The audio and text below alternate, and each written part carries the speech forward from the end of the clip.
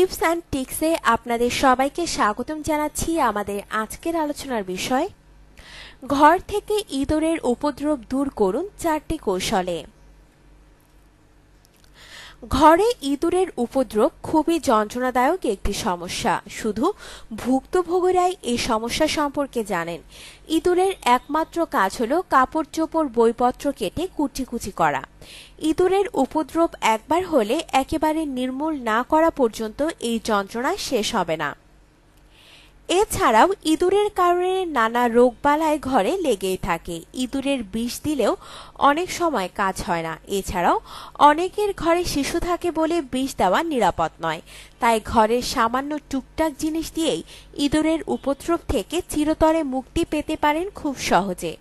চলুন তাহলে জেনে নেওয়া যাক ইঁদুর তাড়ানোর উপায়গুলো। গোলমরিচের ব্যবহার। গোলমরিচের গন্ধ ইঁদুর একেবারেই সহ্য করতে পারে না।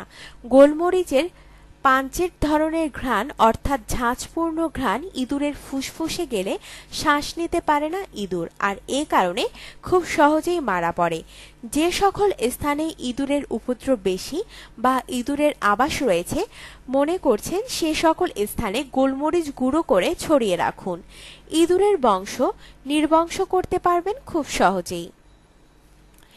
তেজপাতার ব্যবহার।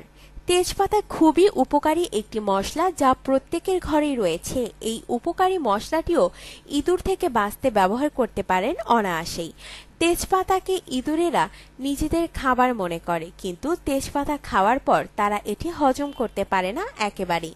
তেজপাতা গুঁড়ো করে ছড়িয়ে রাখুন উপদ্রবের স্থানগুলোতে। কিছুদিনের মধ্যে ঝামেলা থেকে মুক্তি পাবেন। পেঁয়াজের